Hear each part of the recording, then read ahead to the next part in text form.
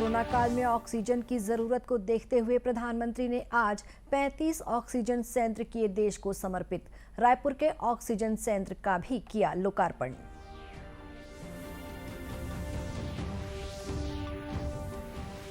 राज्यपाल ने विद्यार्थियों से नवाचार बढ़ाने का किया आग्रह। कहा, शोध से किसानों और आमजनों का जीवन होता है बेहतर।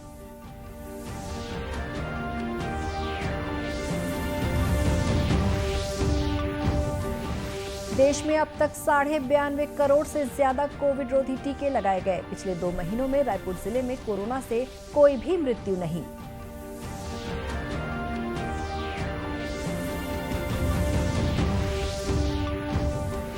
और देश में नवरात्रि पर्व पूरी श्रद्धा और उल्लास के साथ शुरू। दुर्ग के पंडाल में भक्तों के लिए निःशुल्क टीकाकरण की भी व्यवस्था।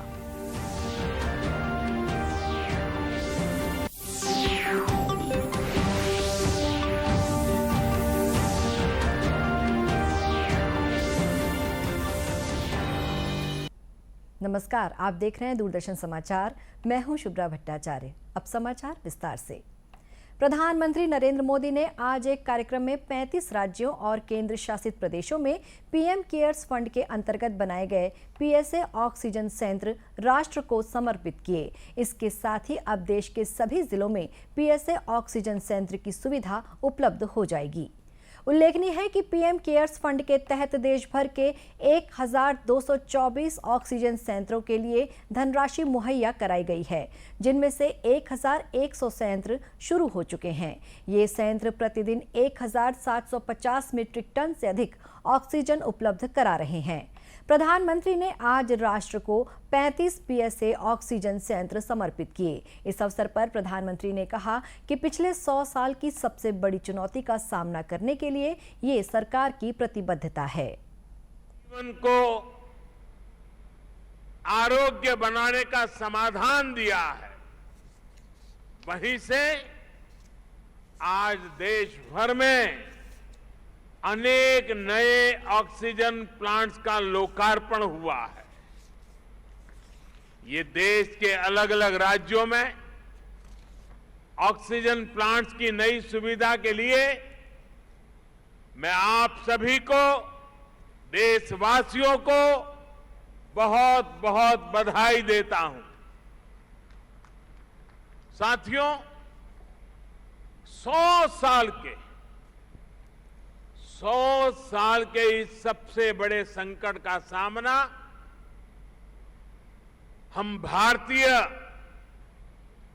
जिस बहादुरी से कर रहे हैं, ये दुनिया बहुत बारीकी से देख रही है।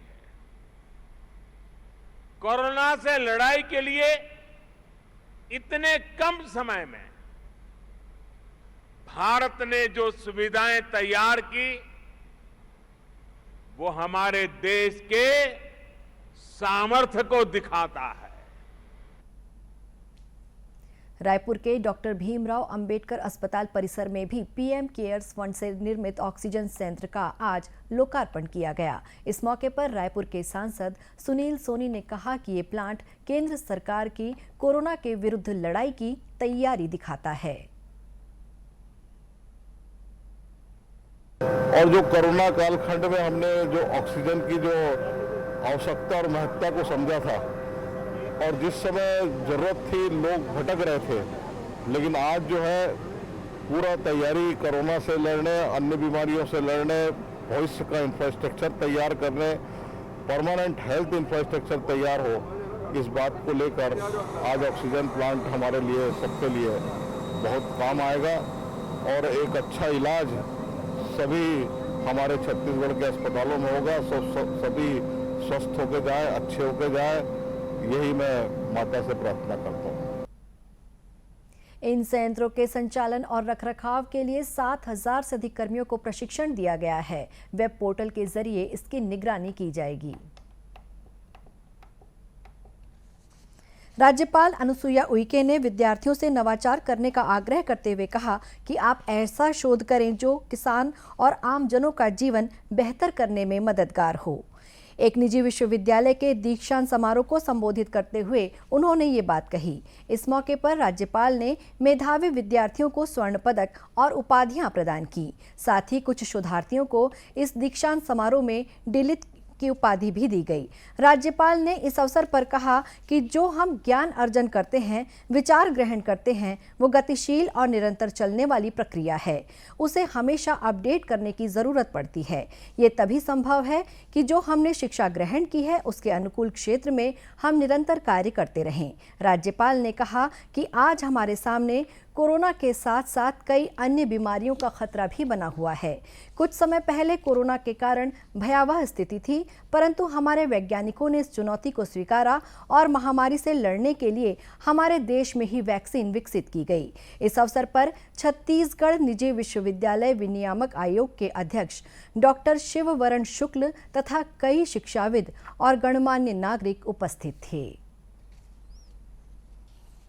प्रधानमंत्री नरेंद्र मोदी ने आज अपने सार्वजनिक जीवन के 20 साल पूरे कर लिए हैं। 7 अक्टूबर 2001 को श्री मोदी ने गुजरात के मुख्यमंत्री के रूप में पहली बार शपथ ली थी। श्री मोदी की जनसेवा की ये 20 वर्ष लंबी यात्रा भारत को समृद्ध और सशक्त वैश्विक नेता बनाने के लिए समर्पित रही है।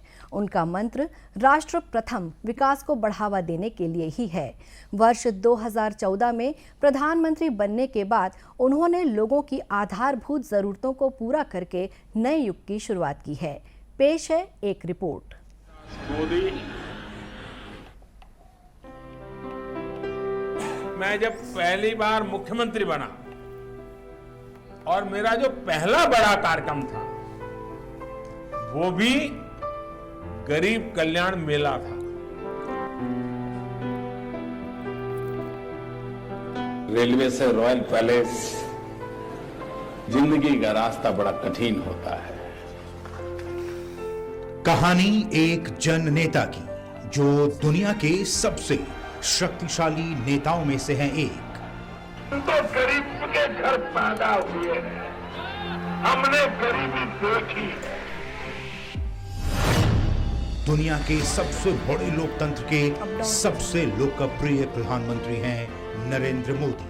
आज लाल किले की प्राचीर से आह्वान कर रहा हूं, सबका साथ, सबका विकास, सबका विश्वास और अब सबका प्रयास हमारे हर लक्ष्यों की प्राप्ति के लिए 130 करोड़ देशवासियों की जिंदगी को बेहतरीन बनाने और मानवता की सेवा करने का लिया है संकल्प। मैं नरेंद्र दामोदर दास मोदी ईश्वर की शपथ लेता हूं। नरेंद्र मोदी की जिंदगी संघर्ष, सपनों और समर्पण की है कहानी।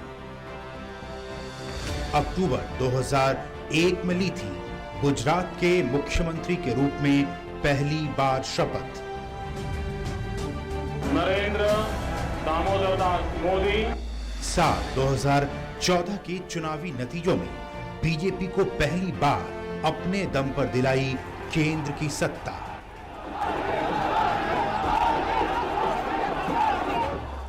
लोकतंत्र के सबसे पवित्र मंदिर में शीश झुकाकर दिया संदेश, लोकतांत्रिक मूल्य हैं सर्वोपरि। साल 2019 के आम चुनावों में दिलाई बीजेपी को 2014 से भी बड़ी जीत।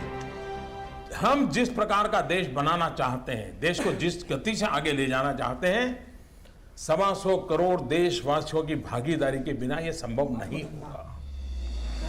कोरोना काल में प्रधानमंत्री गरीब कल्याण योजना के जरिए 80 करोड़ से भी ज्यादा लोगों के लिए कराया मुफ्त राशन उपलब्ध।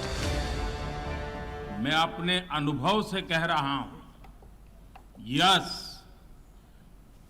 Democracy can deliver. Yes, democracy has delivered. 20 साल से सुशासन का सफर है बदस्तूर जारी।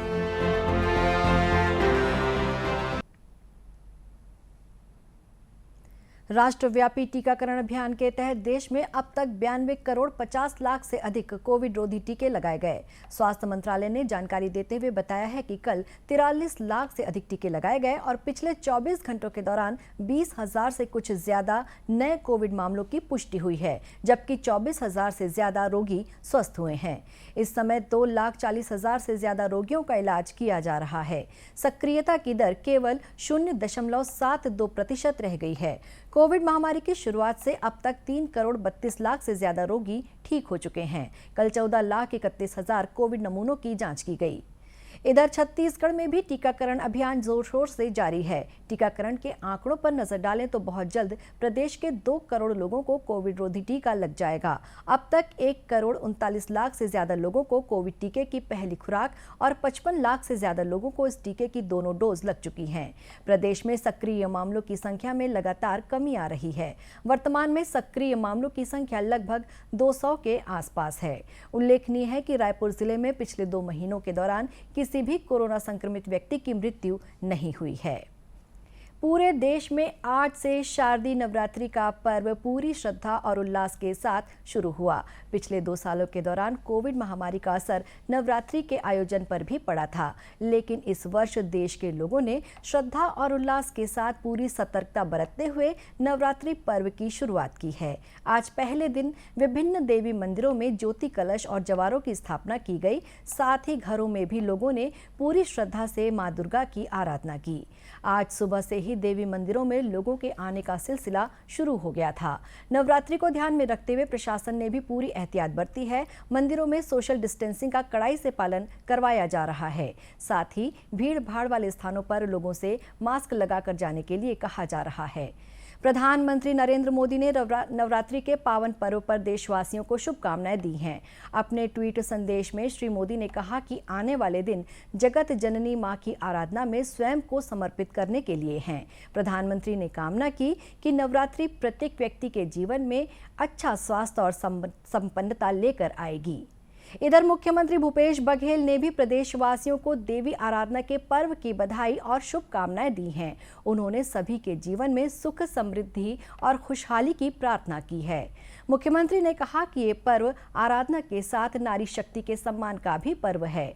महिलाओं के प्रति मान सम्मान के भाव से ही सच्चे अर्थों में देवी पूजा सार्थक होगी। नवरात्र पर्व के लिए दुर्ग भिलाई में भी मंदिर व दुर्गोत्सव समितियों द्वारा व्यापक इंतजाम किए गए हैं। इस संबंध में जानकारी देते हुए समिति के उपाध्यक्ष गोविंद सिंह राजपूत ने बताया कि भिलाई के पावर हाउस स्थित लाल मैदान दुर्गोत्सव समिति द्वारा इस बार कोरोना महामारी को देखते हुए आने वाले श्रद्धालुओं के लिए टीकाकरण की व्यवस्था की गई है। स्वास्थ्य विभाग के कर्मी यहां आने वाले दर्शनार्थियों को कोरोना का टीका लगा रहे हैं। और कोविड गाइडलाइन को देखते हुए हम ज़्यादा कुछ कार्यक्रम नहीं कर पा रहे हैं, पर जो यथावत संभव हो सकता है वो हम पूर्ण रूप से कर रहे हैं। और माता रानी के दरबार में हमने वैक्सीन सेंटर लगा रखा है, जिससे जनमानस को उसका लाभ मिले और वैक्सीनेशन सेंटर भी चले और लोगों को वैक्सीन की डोज भी मिले। और इसके अलावा मतलब 9 तारीख से BM शाह हॉस्पिटल के द्वारा प्रतिदिन शाम को 5 बजे से रात्रि 11 बजे तक के स्वास्थ्य शिविर लगेगा, जिसमें निःशुल्क लोगों की चिकित्सा सेवा की जाएगी। दुर्ग के मां चंडिका मंदिर में इस वर्ष भी 2500 ज्योति कलशों की स्थापना की गई है। तो इस बार नवरात्रि में श्रद्धा और उत्साह के साथ सतर्कता को भी लोगों ने अपनाया है। दूरदर्शन केंद्र रायपुर से प्रसारित होने वाले प्रादेशिक समाचार को आप YouTube पर भी देख सकते हैं। हमारे YouTube channel Chhattisgarh DD news पर प्रादेशिक समाचार उपलब्ध रहेगा। YouTube चैनल का लिंक और QR कोड आप स्क्रीन पर देख सकते हैं। अपने एंड्रॉयड फ़ोन से QR कोड स्कैन कर आप छत्तीसगढ़ DD न्यूज़ लिंक पर जा सकते हैं। इसके अलावा छत्तीसगढ़ DD न्यूज़ फेसबुक और ट्विटर पर भी उपलब्ध है। इसी के साथ ये समाचार बुलेटिन समाप्त हुआ। नमस्कार।